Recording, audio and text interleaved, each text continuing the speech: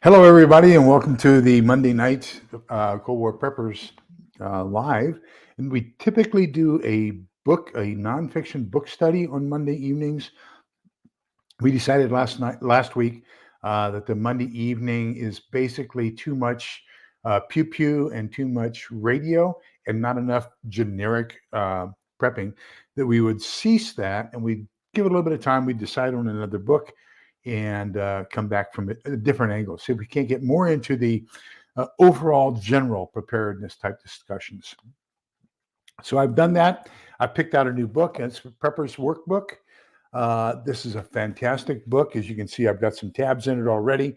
Lots of great checklists and ideas and things to do to prepare your overall, whether it's a hunker down or a bug out scenario, all the different kinds of scenarios and different checklists for each one, whether it's man-made or natural disasters, whatever the case might be. Great book. I strongly recommend. I've got a link down below. Of course, I make 2% of if you spend it on that Amazon account. I do have a link down below to the Amazon so that you can order this book. If you order it now, get it read, then we can probably have it ready for the next meeting. I did get, I mean, I ran. I walked in the door. I took my soda out of that I was drinking at the meeting out of my bag. Haven't put my bag up yet. Took off my nameplate and sat down, turned on the computer, and the wife took the dogs in a different room. So, but tonight is our first and third Mondays. Whoops, let me see if I can't get this straightened out here. First and third Mondays of the month are my St. Vincent de Paul meetings. And so it's always just kind of a run to get this done, be here on time. Typically, they're at the church, which is not that far away, but because we were partnered, tonight's meeting was a partnership meeting between St. Vincent de Paul and the Salvation Army. So how can we better help people with their needs? So we held that at the public library so that a whole bunch more people could get involved and have that discussion. So, and it ran over time, so I apologize. I'm kind of out of breath. But wow, were we able to get some stuff done tonight? I love it. I just love it when we're helping people. And then, of course, I got my paycheck in from YouTube. And as you all know, 25% of anything I make on this YouTube account goes to St. Vincent de Paul, the Society of St. Vincent de Paul. 25% goes to the county food bank, and 25% goes to the Salvation Army. So I was able to give two checks right there at one meeting tonight, one to St. Vincent de Paul and one to Salvation Army. Thank you for being, just by your time, you are basically contributing to those two organizations that received checks this evening. So thank you so much for that. One of the guys, and I always like to sit with him and his wife, Karen and Tom. He is a retired nuclear physicist from Los Alamos, the weapons place. And I got really frustrated on some Facebook accounts where people just don't understand the differences among an airburst, a high altitude airburst, which is better known as an EMP, a surface burst, a subsurface burst, a dirty bomb, a regular nuclear bomb, a neutron bomb, all these different forms of things. And they're still stuck in that Cold War peace mentality of we'll scare everybody into peace through mutually assured destruction, better known as MAD. And the world's going to turn into a nuclear winter from Carl Sagan and those guys, which only happens if you have a whole bunch of surface bursts. We've had 2,121 surface bursts on our planet since 1944. So you would think that some of that radioactivity would be out here. Also, I had one guy who doesn't understand the difference between a nuclear meltdown and a nuclear explosion. So I talked to Tom this evening. I said, Tom, I don't know how much you can talk about, but can you do a Monday night live? I will invite you. It has to be on a night that we don't have St. Vincent de Paul. So that would be like a second or a fourth, third Monday of the month. And if I get the questions ahead of time and give those to you, would you be able to answer those? He says, no, well, give me the questions ahead of time. There's a lot of stuff I can't talk about, but we can talk about it just kind of generically. And I said, okay, so I'm going to be collecting questions. So send those to coldwarprepper@outlook.com. concerning nuclear warfare, concerning nuclear bombs, air burst, surface burst, how much radioactivity will there be? All those kinds of questions. Send those questions to me here at coldwarprepper@outlook.com. I will give those to Tom, and then he'll determine what he's allowed to talk about and what he's not allowed to talk about.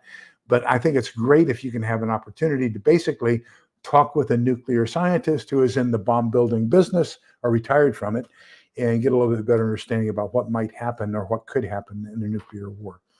So send those questions, and then I'll get those to him. We're looking at possibly Veterans Day, the 11th of November. What do you all think about that?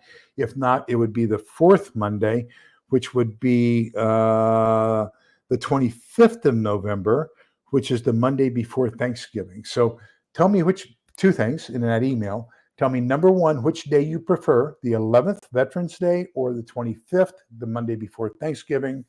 And number two, any questions you might have about nuclear bombs, fallout, purifying water, all those different kinds of things. And let's see if we can't get those to him. So we'll get that done. So I'm really excited about that. Thank you, Tom, for agreeing to do that with us. Let me get in here and welcome all you people. SFDCL was the first one I saw in here, waiting for me. Thank you, SFDCL. Let me see. Storms, Radios, and Cats is here. Butch Graves, Utah Mike, Cats and Prepping, Little Lone Prepper, Holly Ivans, Diana 2, Creative Redundancy, Storms, Radios, and Cats. Let me see. Anybody else? Diana 2 says, just to let everybody know, she has a new phone, or she ended up with a different handle screen name. So yeah, it used to have a number after Diana 2. I think it was, I forget what the number was, but I think there was a number behind that before. Claude Ortega, welcome. Good evening. That's the first time I've seen that name. So happy you could join us. Kaylin Strain, good evening. Welcome. Good to see you again. Mother Earth Garden Club, fantastic. Welcome. I typically don't make Gil's lives on the first and third Wednesdays, or the first and third Monday. I gotta slow down, trying to get home in time for this live after my St. Vincent de Paul meetings. But anyhow, first and third first and third Mondays of the month, I am busy with St. Vincent de Paul almost up until showtime. So my apologies, Gil, that I'm not there for the first and third Mondays. Tuck by V, good evening. Good to see you as well, sir. Laura Mannion and Tammy Harder. Wow, look at all these fantastic people. Kathy D, Salt and Light. That's also a first-time name for me. And she says she was sent over by Gil. So thank you, Gil. Thank you for that. I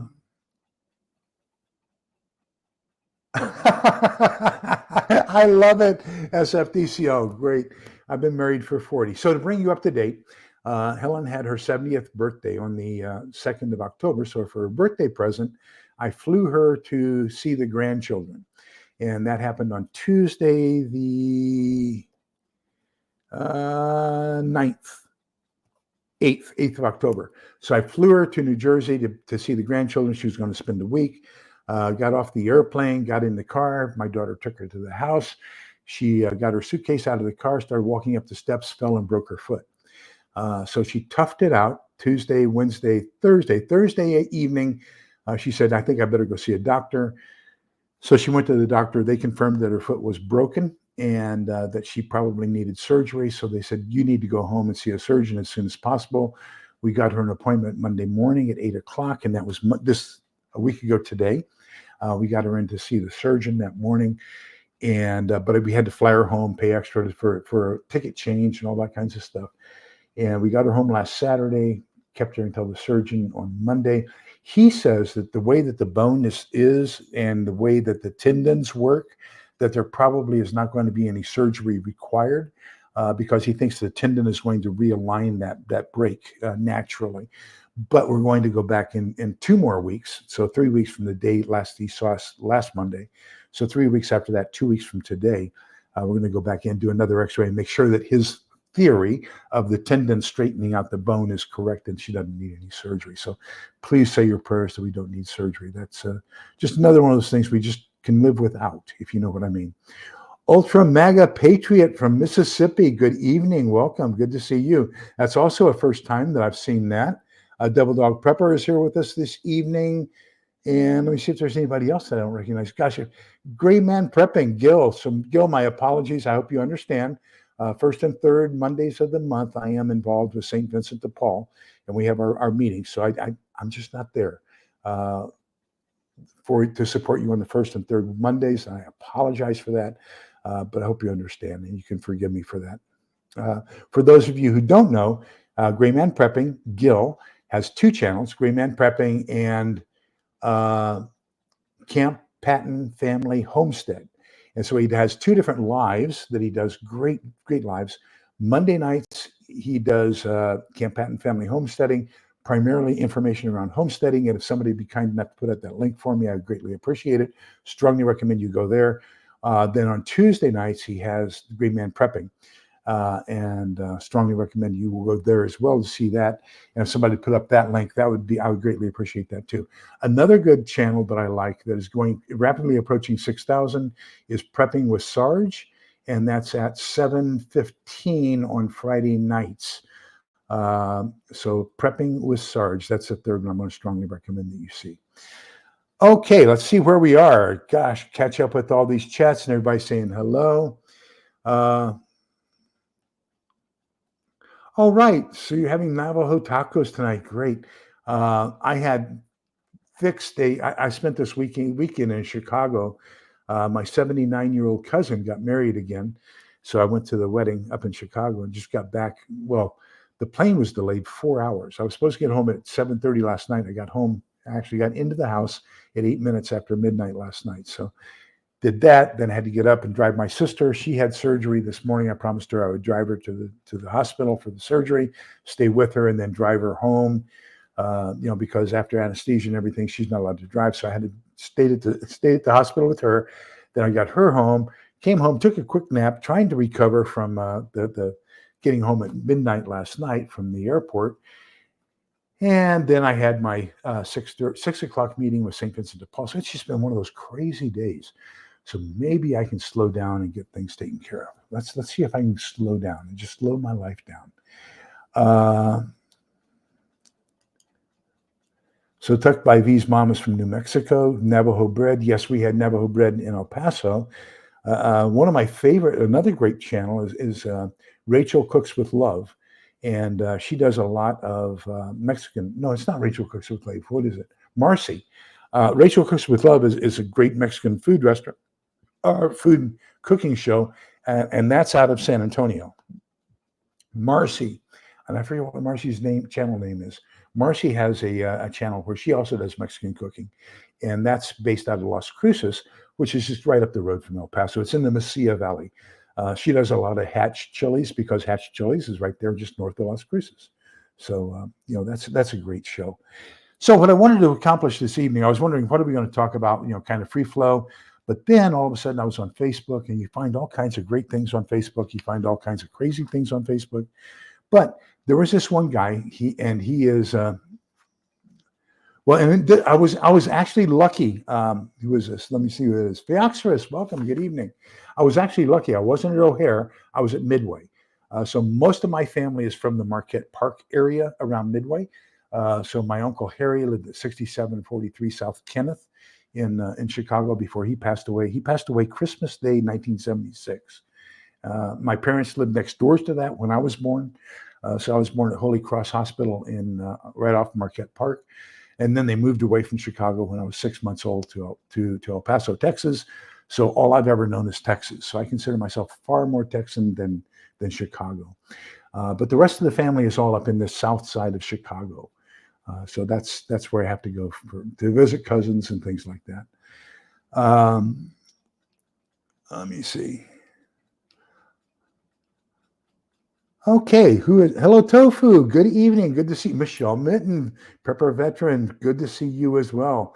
So we got God, look at all these great people here tonight. So I found this on Facebook, and I thought, wow, what a great chance to talk about this.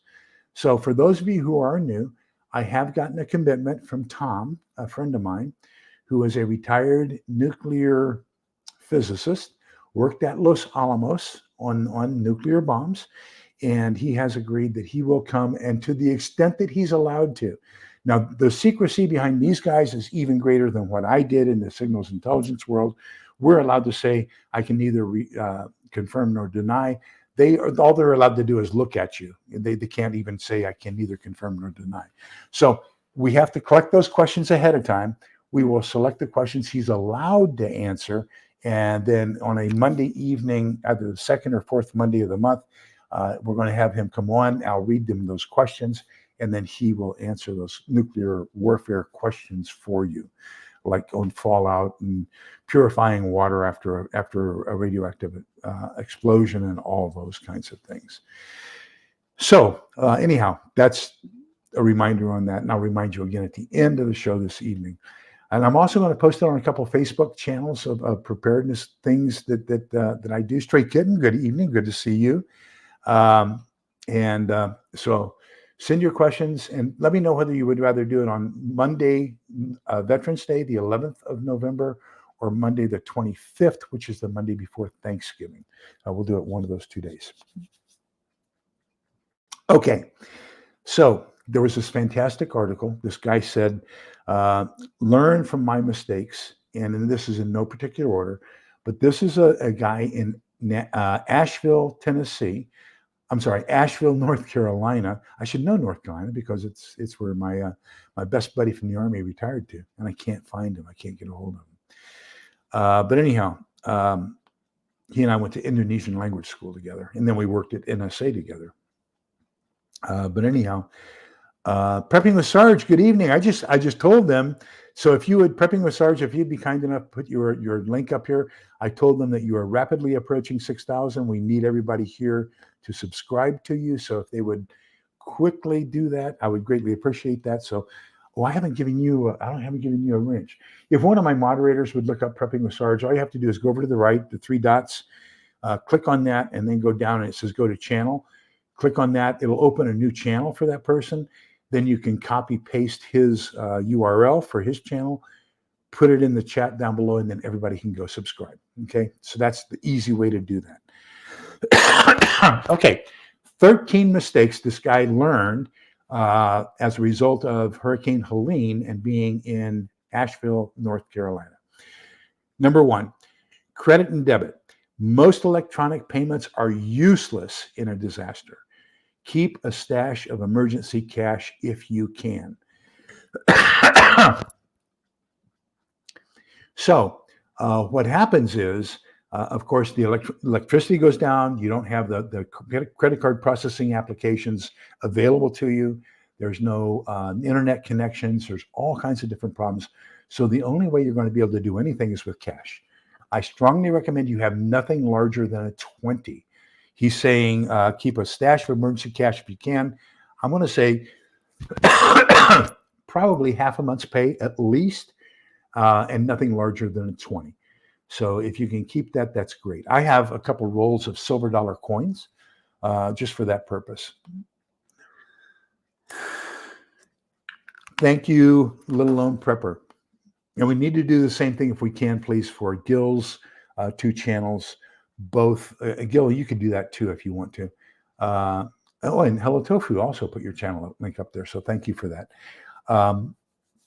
Gil, if you would put up both of your channels, please, both Camp Patton Family Homestead and Green Man Prepping. I would greatly appreciate. There's another good channel, Michelle Mitten Prepper Veteran. Let's put her channel up there too if we can. Okay, so make sure you have plenty of cash. Nothing larger than 20. 1s, 5s, 10s, and 20s are going to be king. Remember that the possibility of them having changed is going to be slim to none. So you're going to round things up. So that's why I like having 1s, 5s, and 10s. 20s are the largest I would keep, but 1s, 5s, and 10s are great.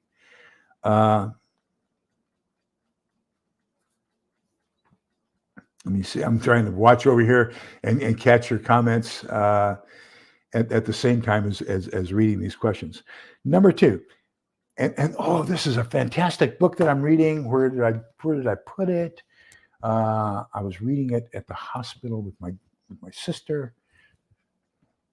Anyhow, it's No One's Coming to Save You by Lieutenant Colonel Scott Mann. He's a Special Forces colonel, and just a great book. And he's talking basically about lessons learned with our withdrawal from Afghanistan. But this is the same question here. Don't expect anyone else to save you.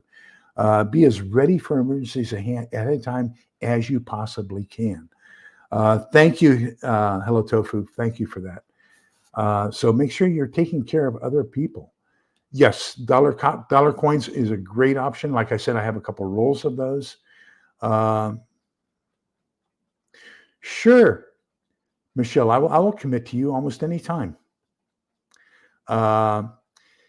So Michelle's talking about silver, as far as probably silver coins being. So there is a difference, and the coin is actually minted by the U.S. government. So right now, the silver dollar coin that we have is the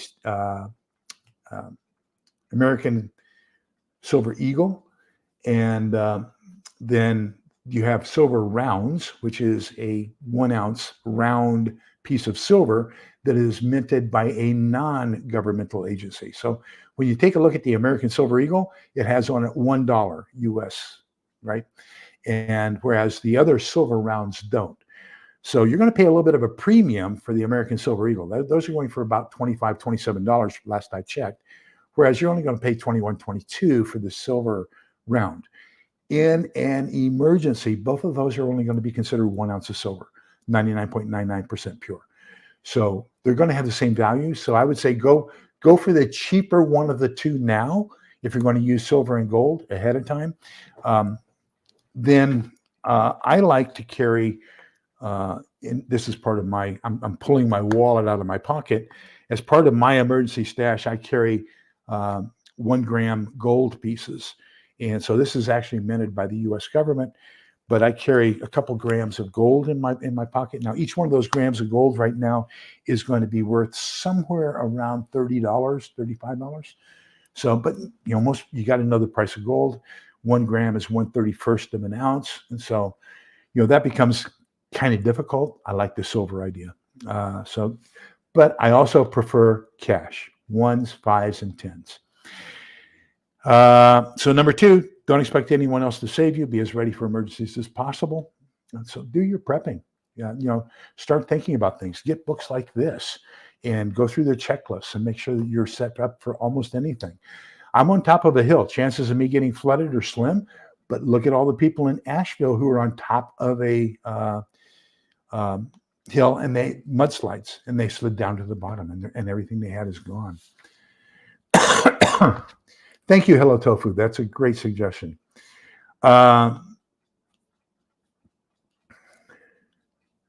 Okay, and bus token's a great idea. Then Michelle says nickels and quarters and junk silver jewelry. So junk silver is basically any silver coin that was 1964 and before, and those are 90% silver. My favorite, the one that and if you watch Prepping with Sarge, he has a fantastic stack. That's what we who collect silver call it, a stack. He has fantastic stack. He has a lot of barber quarters, standing liberties, walking liberties. I primarily do Mercury dimes, so that's my number 1 favorite. My second favorite are Franklin half dollars. Now with Kennedys, you have to be careful. 1964 and before, or 1964 is the only year I think they did it. 90%. Then after 1964, 66, 65, 66, 67, they're only 40% silver. So you have to be kind of careful with that. If Sarge is still here, correct me if I'm wrong on that. I think I have it pretty close, but I know you know a lot more about that. There was only 1 or 2 years that there was a silver war nickel, but I think the steel pennies, as far as philatelists, or I'm sorry, what are they called? Coin collectors, they have value there. But what I'm afraid of is that when you start getting into the weird stuff, like the war stuff that has a numismatic value rather than a cash value, people don't know that, And so they just don't understand it. If you have a proof 1895 Carson City Morgan silver dollar, and you paid $185 for it in a post-apocalyptic world, you're not going to find a collector to pay $185 for it. You're going to get whatever this going thing is for 1 ounce of silver, because that's what it's not even an ounce. But that's basically what you're going to be doing. Number 3, in extended emergencies, day 1 and day 2 are buffet days.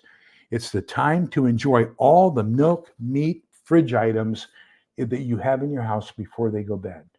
Don't worry about trying to save it unless you have a propane generator and you can keep your refrigerator running.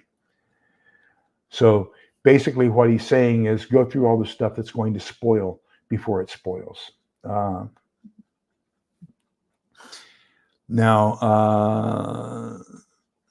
number 4, if you have a petrol-powered generator, don't waste $100 of fuel to save $50 worth of fridge items. For the short term, eat the food that perishes the quickest first and use your generator for other things. So that's a very wise decision. Once you have, remember, if we have a power outage, and like they experienced in Asheville, when their electricity goes down, you're going to be relying on generators to keep everything, whatever you're using the generator for. Water pumps, all kinds of different things. So consider the amount of cost of the gas, and there's not going to be replacement gas immediately available to keep things frozen or cold. So there was a real good discussion we had on a prepper channel on Facebook, and it was basically how long do you have to run your generator each day to keep your frozen food frozen. And we have a stand-up freezer, and then I have a refrigerator out in the garage. I have this refrigerator here in the kitchen. The one in the garage used to be the one we had in our old house that we just put in the garage. Then I have a 7 cubic foot refrigerator out on the back porch. So what I did during Snowmageddon was I ran the generator for 2 hours, got everything cooled down, and then I just left it for the next 22 hours. So I ran it 2 hours out of every 24. And then when we got a little bit of electricity where it would charge my batteries, because the solar system between the overcast conditions and the amount of ice and snow that were on top of my solar panels, I wasn't getting that much of a solar charge into my batteries. So my batteries lasted for about 36 hours. Then after that, I started using the generator. I didn't try to charge the batteries. I just did the refrigerator freezers. The other problem here is, and it's a lesson I learned, was of course, this is a gas generator, a Honda 5K, had it in the backyard, so it's got exhaust, carbon monoxide. So then I had to run an extension cord from outside into the house. Well, what I'm doing is, then I have the door open when it's 0 degrees outside. I got a little crack in the door because I don't want to pinch that power cord. And so then I had to kind of put towels and everything on that crack because the wind was howling, that cold air is coming in. I'm defeating the purpose of what I'm trying to accomplish with, so just be very conservative in the use of your generators. Use it for what you need the most. Let me see. I'm seeing a whole bunch of great advice. I hope that's about me, but I'm sure it's about the comments in the channels. Okay, so I was hit by both Helene and Milton. But Helene, I lost power for a little over a day. So, by the way, Kathy D, welcome. And but I kept things in a cooler with ice. My son lost power for almost a week in Tampa during both hurricanes. So, and I answered this also on a Facebook thing the other day. Texas code says, number one, that in order to be refrigerated, it has to be below 40 degrees, anywhere between 40 degrees and 0 degrees. So ice keeps it at 32 degrees. Now, one of the things you have to be concerned with is ice melts. So if you have a cooler and you have ice in the cooler, make sure you keep that ice below so that as it melts, that melting water doesn't say go over a pork chop or over chicken and then get into that and then melt down into the bottom or onto another type of meat where you're doing cross contamination. You can get a business shut down if they have ice and they're cross contaminating. The health department will close that down in a heartbeat. So what you have to remember is frozen. The definition of frozen by the U.S. Food and Drug Administration, as well as Texas Health Code, is below 0 degrees Fahrenheit. So I mean that's like negative. I think it's negative 12 centigrade. But water freezes at 0 centigrade or 32 degrees Fahrenheit. You got to get it way below that. So ice is not good to keep things frozen. Dry ice is fantastic.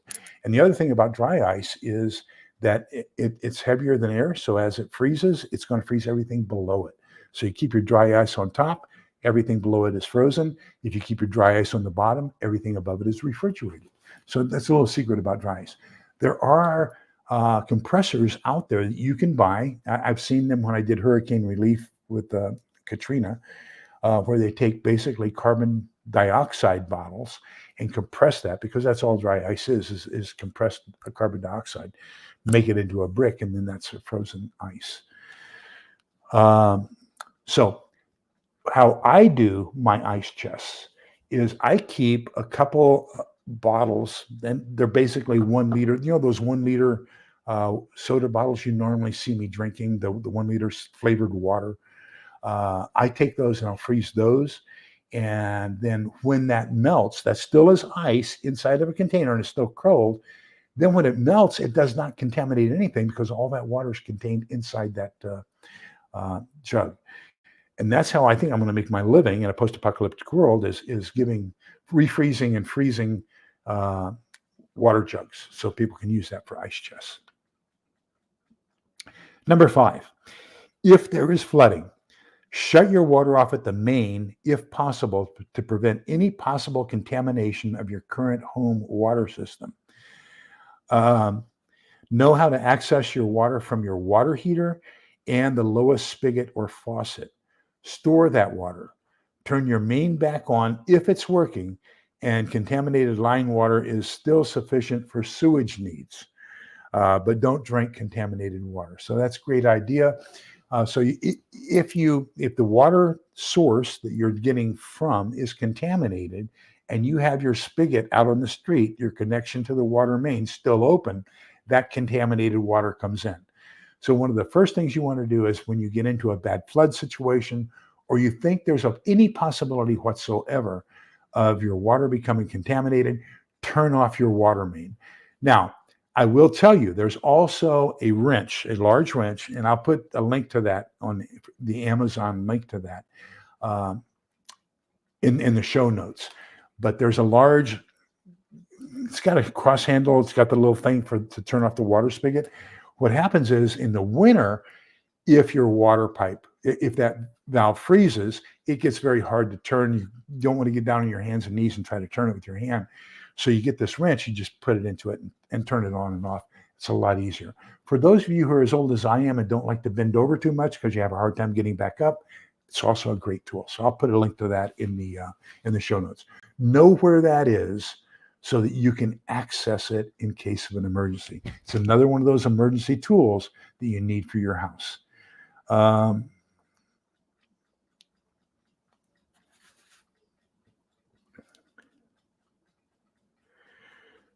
So Michelle says that that's why her freezers aren't stocked to capacity. Go with shelf-stable items. Oh, by the way, for those of you who are Thrive Life customers, let me tell you, it's fantastic. I got a notice, and as a matter of fact, it's in the trash can right now. One of the FDA put out a listeria warning on certain diced chicken, sliced chicken, and roast chicken. And so they kept track of that, the lot numbers. And so I got an email yesterday from Thrive Life that if you have these lot numbers, throw them away. You will be issued a credit for that so that you can use that to buy whatever you want, your next order. Sure enough, if you notice my pantry haul, the first thing was the second Saturday pantry haul this month, I got in a can of diced chicken, a big number 10 can. So yes, so I get that replaced. They're going to replace that for free. Even though, that's a significant cost to the company, they knew that they shipped that lot number to me, and so I've got a credit, and just told me to just destroy that can because it has a possibility of having listeria. Let me see.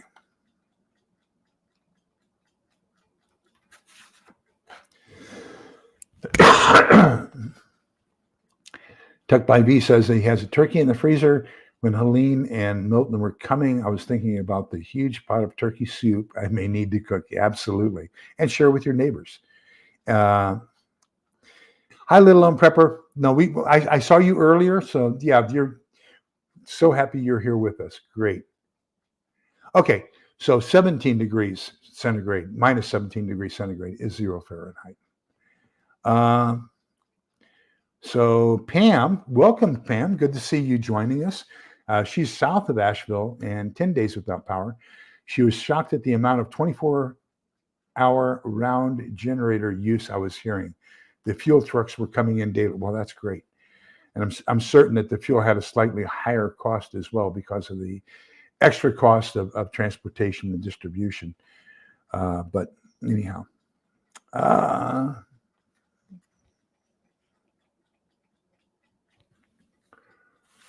Yeah, the whole house, Briggs and Stratton, is great. How is that powered? Is that powered by natural gas or is that powered by fuel? When I worked at the power company, we had like a 1,000-gallon diesel tank, and that was enough to keep our headquarters up for 2 weeks at full capacity.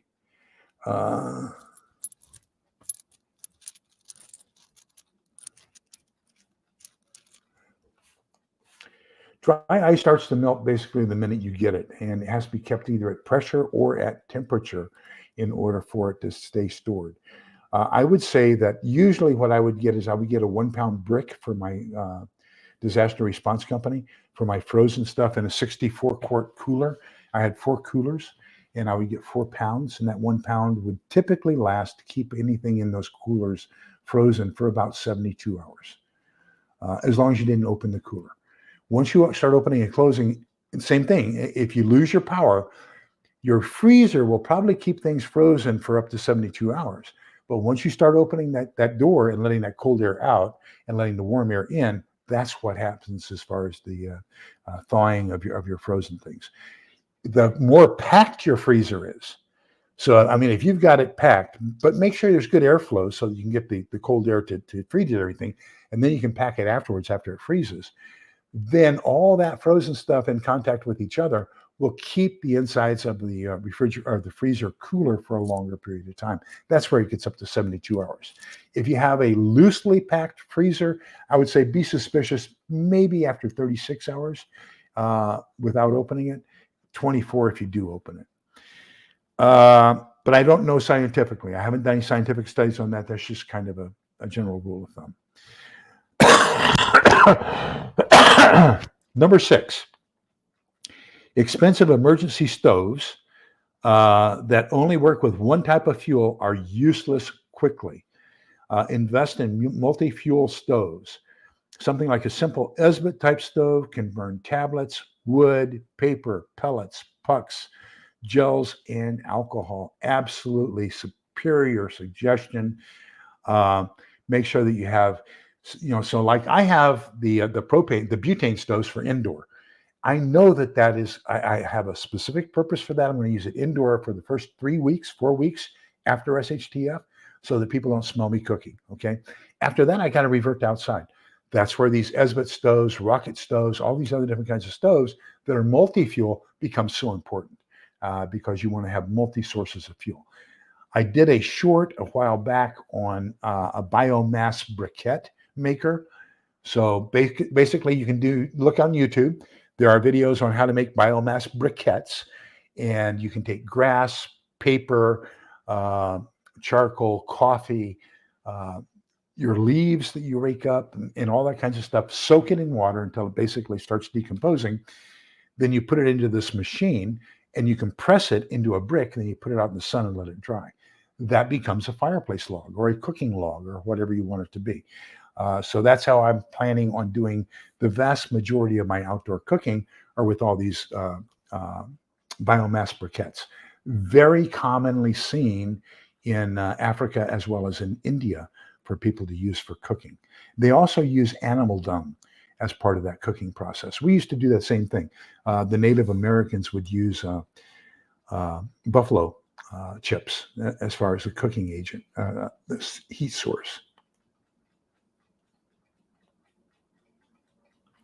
Okay, so what happens is dry ice is basically highly compressed carbon dioxide.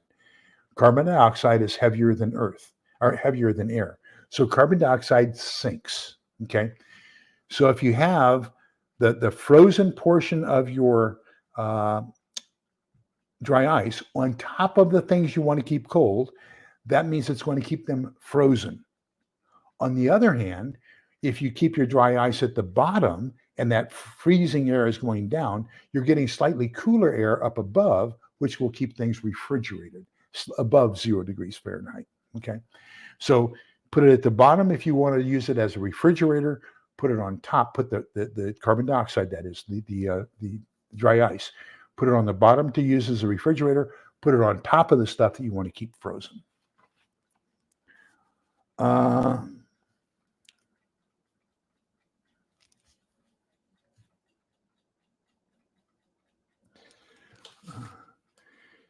Take care. So happy you were here with us for a short while. Okay, so here's what, Keelan, here's the one thing I think most people don't understand. So it's 600 kilowatt. I'm going to say 600. No, I'm going to say 6,000 watt hours. So 6 kilowatt hours probably is the 600, I believe. So if you take that 600 and divide that by 160, that means that it's going to take you about 4 hours to power that thing up so that the battery portion of it is full. Okay. And then you have to watch how you use that. So as your battery on your solar system drains, you've got input from solar panels. So like I have 24 1 kilowatt hour solar panel. No, they're 2 kilowatt hour solar panels. So I'm producing 48 kilowatt hours of electricity a day. And I can store that. But if I use that all in one day, guess what? I gotta replace that. The sun's got to come up in order for it to replace that. Same thing with these little portable generators. Take a look at how much and as a matter of fact, I've got it right over here, my Jackery 1000. I'm going to do a video on it very soon. So I'm looking at it, the panel is why I'm saying that. It's right across from me. Let me see. Along with the storage bottle that my wife washed for me. So let me see. Can you see the solar panel? You can see my light that I use for this, but that's my Jackery 1000. I'm getting ready to do a video on it.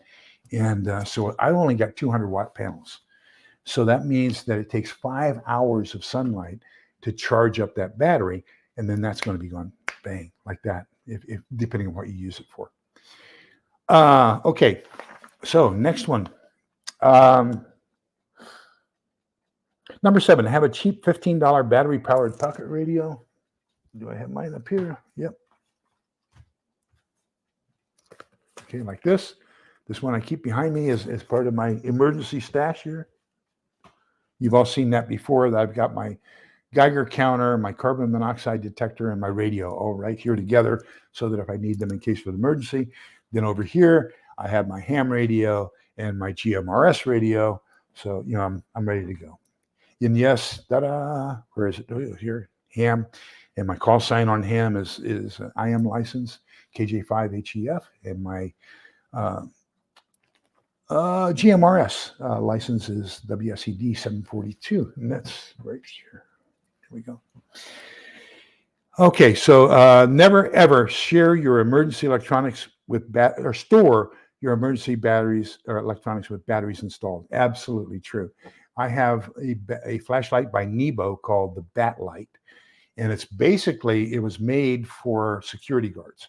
So you can use it either as a 5-cell flashlight, kind of like the old, I forget what they were called, but I have one of those big ones, and they were metal. This one uses AA batteries, and so you got 5 of those in there. It's a very powerful flashlight, but it's also a bat. You can use it for a security stick. I made the stupid mistake, since I wasn't using it, of leaving the batteries in it, and I've got this corrosion at the terminal points. So now I have to go in there and clean that corrosion out in order for it to be effective again. That's what happens when you store things with the battery installed. So unless you use them on a regular basis, these I use on a regular basis, so the battery's installed. But things like this that I don't use on a regular basis, and that's the carbon monoxide battery. So things like this that I don't use on a regular basis, the batteries are not installed. That also, if you don't have the batteries installed, protects them from an EMP.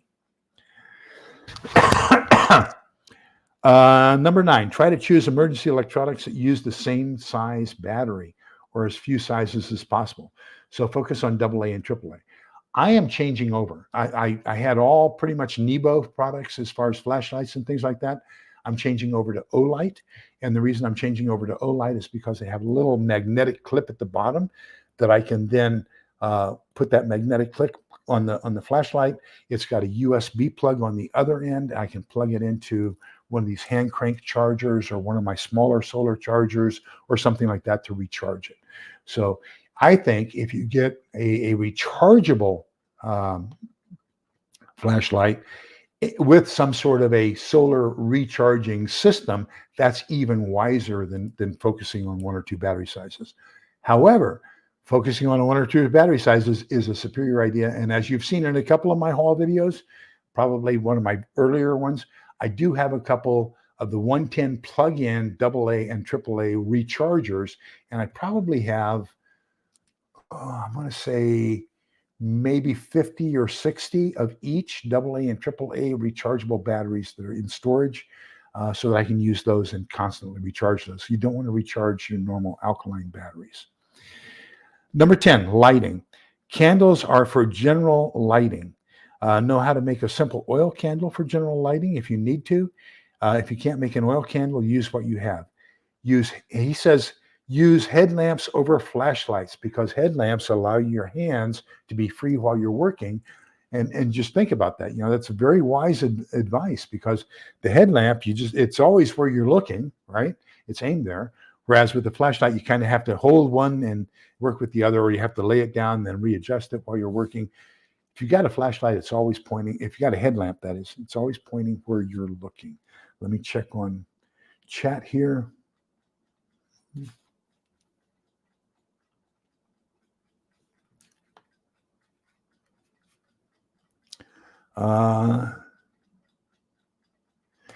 Absolutely great idea, Tammy. Yes, same concept.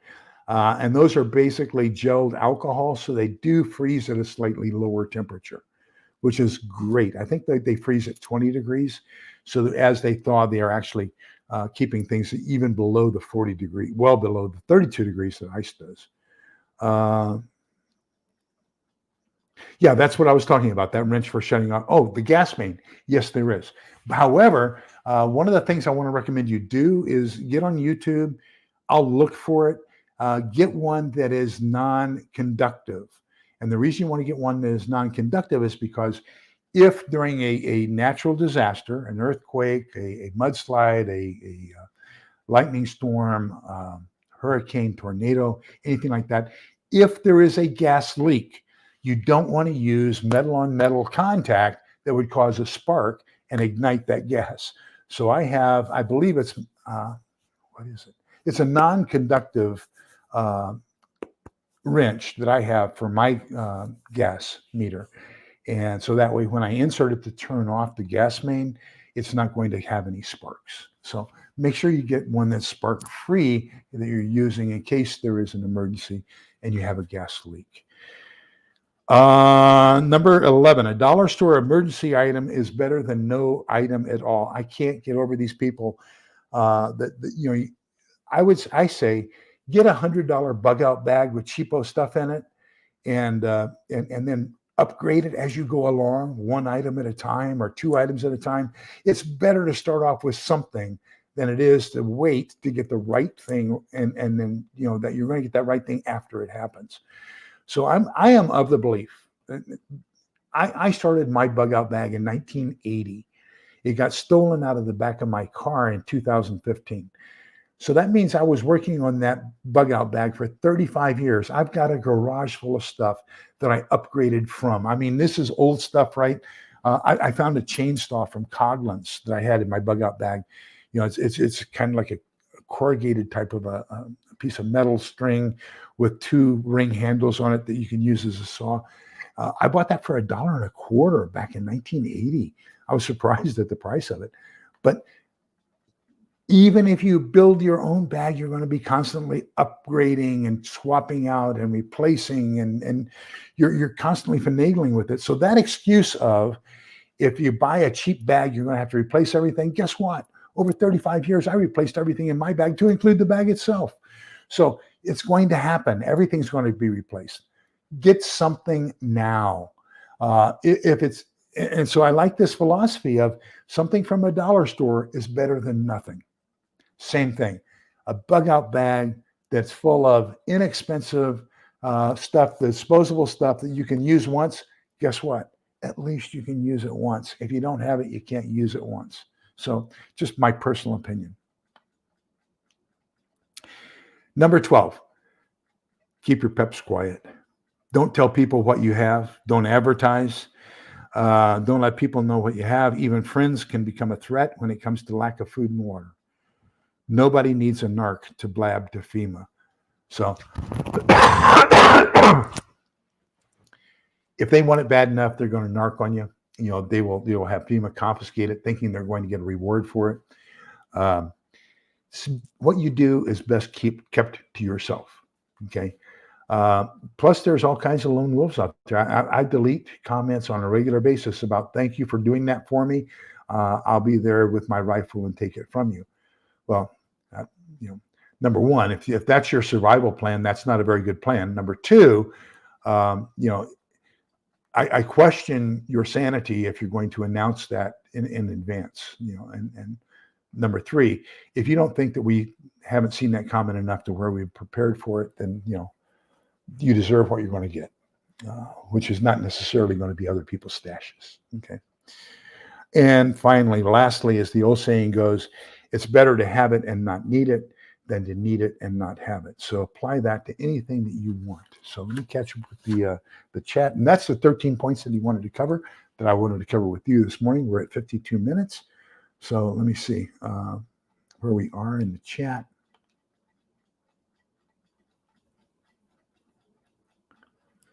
What are my thoughts on the many food calls lately?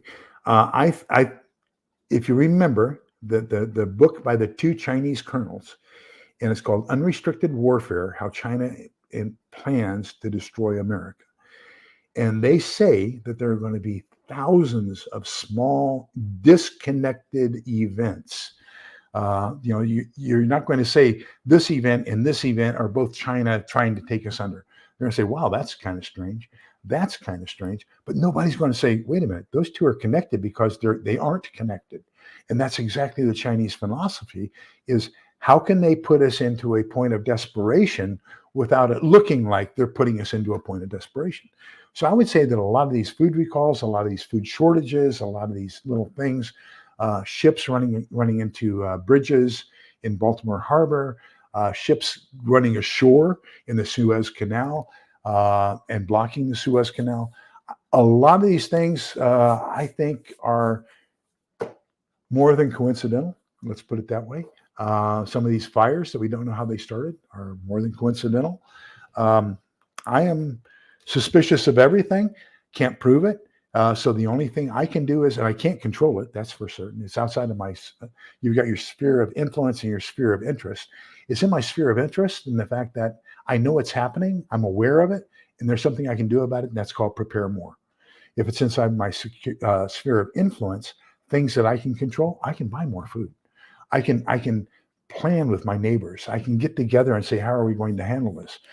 That's how I can react to that. So, worried about what's happening at the national level or what the FBI is doing or what the Chinese are doing, that's their problem. My problem is I've got to take care of me and my family and some of my friends, if you find your way down here. But that's about it. All we can do is be aware of it and prep for it.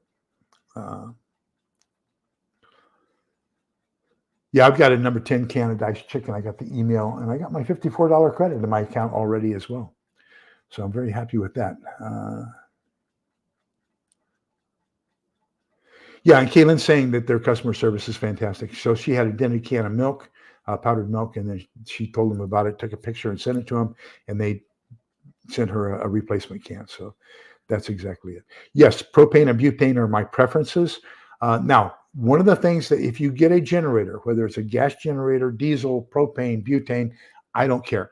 Any kind of generator you get, make sure you get the maintenance items for that generator as well. So I have a Honda 5K. I have an extra extra belt between the engine and the actual generator portion. I have extra spark plugs. I have oil. I have all the things I'd need in order to keep that thing maintained. Extra air filters. I used to have a propane generator, an Onan 5 kW propane generator. I will tell you what, those need fuel filters. Same thing with the diesel generator. You need a fuel filter to filter water out of the diesel. Think about the maintenance costs also when you're considering the cost of having a generator. Think of all the things you're going to have to keep that generator running. So like with a propane generator, every 100 hours you have to change the filters, and every 500 hours you have to change I think it was 500 hours, change the spark plug. So, so what is 500 hours? That's roughly 20 days. So, if you're going to run it constantly for 20 days, you're going to need a whole set of replacement parts and oil and everything else. So think about that ahead of time. Right now, I think we probably are happy that we have a 5 kW generator and it can run for 100 hours. Great. Think about what happens the next 100 hours. How are you going to keep that maintained?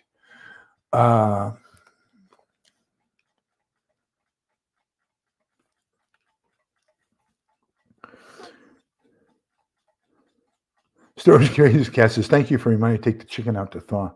We've got ground beef thawing. I'm going to do another recipe. By the way, I've got lots of comments and questions about, for example, on the last haul video, I talked about I was buying replacements for my railroad pie. And basically what railroad pie is, it's ground beef, onions, corn in a bottom, and then you're making kind of like a shepherd's pie. But for railroad pie, instead of shepherd's pie, what you're doing is you're using corn meal on the top as the crust. And so I do that with Jiffy cornbread and instant milk, water, and then cream of corn. And then I also put some cheese. And you can use powdered or frozen cheese, freeze-dried cheese for that as well. But somebody asked if I would put the recipe. So I'm going to start doing some recipes in my 1-minute shorts and just show you the contents, how to fix some of these meals that we're making. And they're all available through canned goods as well as freeze-dried goods. So we like the recipes, and so we use them here on a regular basis. And that helps us rotate our stock as well.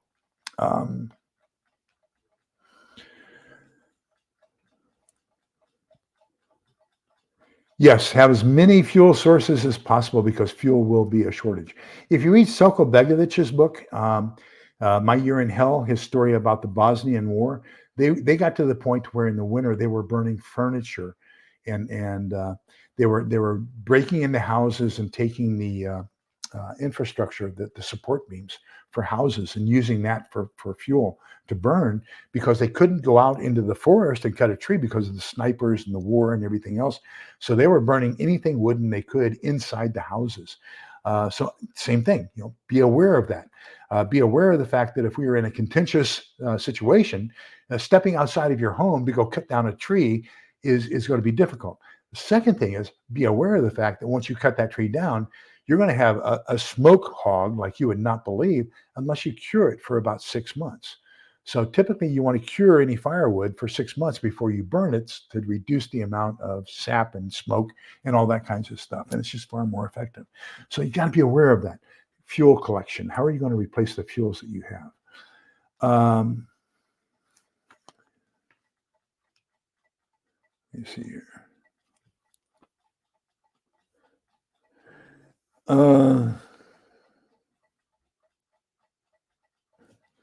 Love the way you all handle conversations. That's great.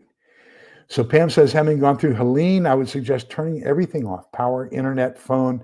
Yes, because when the power comes on, it'll have a surge. And if you don't have everything turned off, that surge can theoretically blow whatever electrical items you have inside your house. Great advice, Pam. Thank you for that reminder. So Caitlin says that generator is a 600 watt generator, not 600 kilowatts.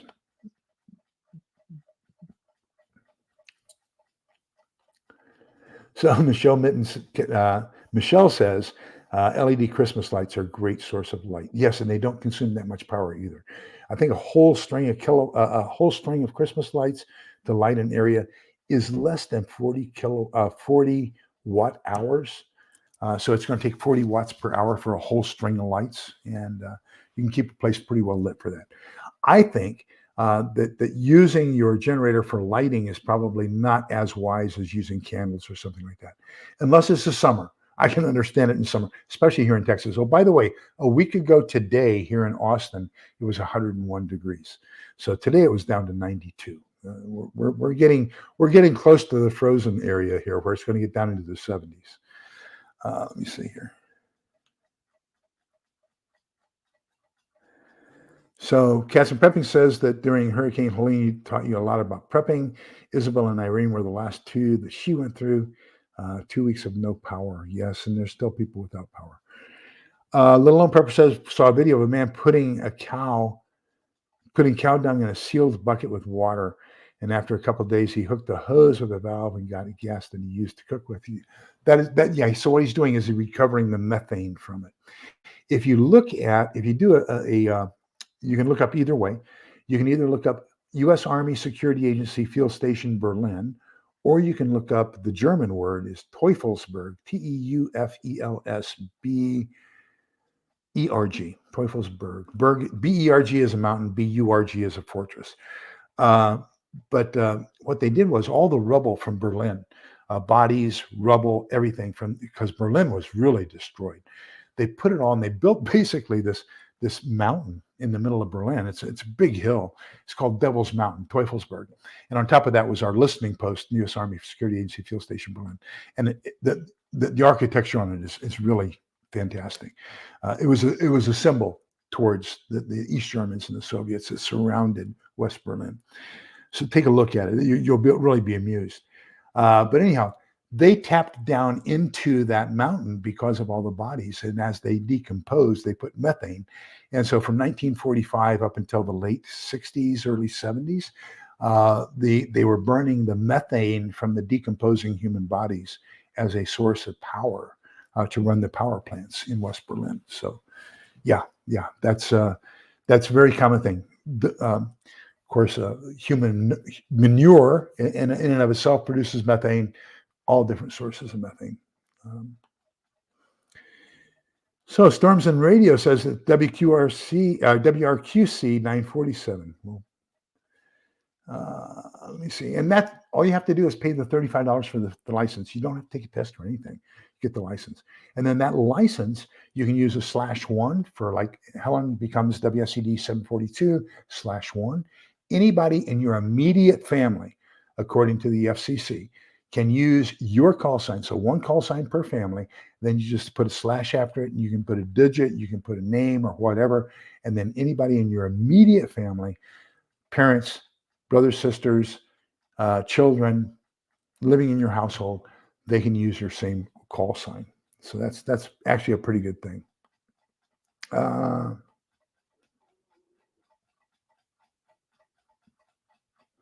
Wow. That is amazing. Thank you, Creative Redundancy. Yes, it's a mag light. Thank you. Look at you guys. You're fantastic. So let me get down here. I'm probably 2 hours behind in the chat. So let me get here. Headlamps with LED and white lights are great to have.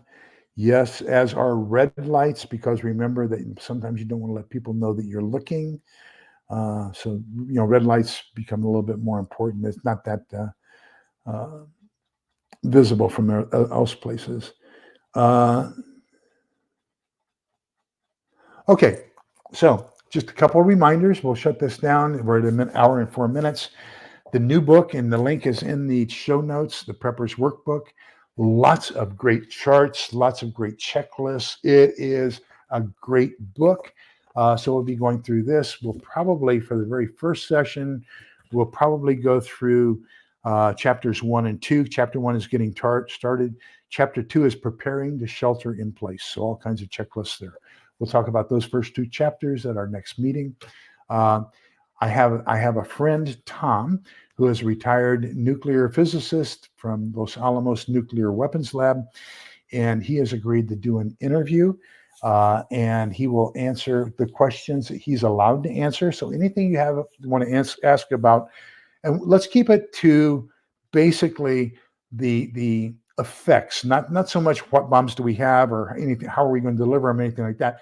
Let's keep them to like how do you decontaminate water, or how will there be that much radioactivity? What's the difference between an air burst and a surface burst? Or is there an advantage to one over the other? And then how about a neutron bomb and things like those? So if we can keep it very generic so that he can answer the questions, he's agreed to do that on a Monday night. He's in St. Vincent de Paul with me.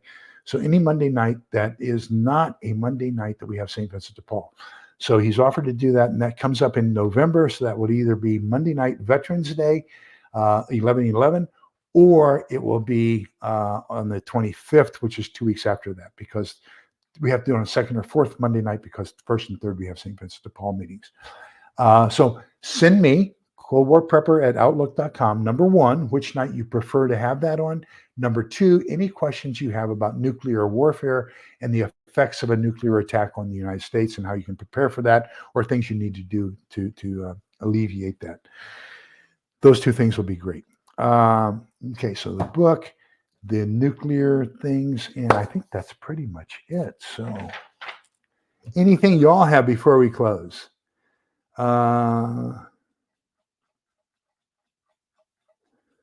Well, we've got a cattle ranch just this way, and I've got a horse ranch this way, and then over this way we have a whole bunch of alfalfa fields where they grow the food basically for the cattle and for the horses. Now the cattle ranch is Longhorn, so Longhorn's not necessarily known for its beef, definitely not known for its milk, but Longhorns we're going to primarily not look at it for steak as much as we will for ground beef, but I mean it is there. So we've got Longhorns, we've got quarter horses, and we've got alfalfa, and then we got the city. We'll call it a city, more like a town. Okay, so let's get into Book of Numbers, chapter 6, verses 24, 25, 26. The Lord bless you and keep you. The Lord let his face shine upon you and be gracious to you. The Lord look upon you kindly and grant you peace. So there's a new one that I'm going to add to this that Scott, the head of Salvation, or the Salvation Army here in the local area, had at our meeting this evening. Is from the book of Proverbs, chapter 6. I think it was 20, verse 22 and 26, 23. I will have that ready for next meeting. But it was a fantastic verse as well. Thank you all for being here. Thank you for the way you treat each other. Thank you for just being an outstanding group of people. Thank you for the new people for trying us out. We hope you like us and you'll join us. I think that you're probably going to get as much, if not more, from the crowd, the people who are here as participants and the chat. Just a great group of people. Thank you so much for that. Greatly appreciate it. So remember that we are all in this together so we can come out the other side together. Remember to come back next week, 8 o'clock Central Time. We'll do the same thing. We'll start this book. Please be kind, polite, and respectful to each other because togetherness is the key. I'll see you all a week from tonight at 8 p.m. Take care, everybody. Have a safe day. Bye-bye.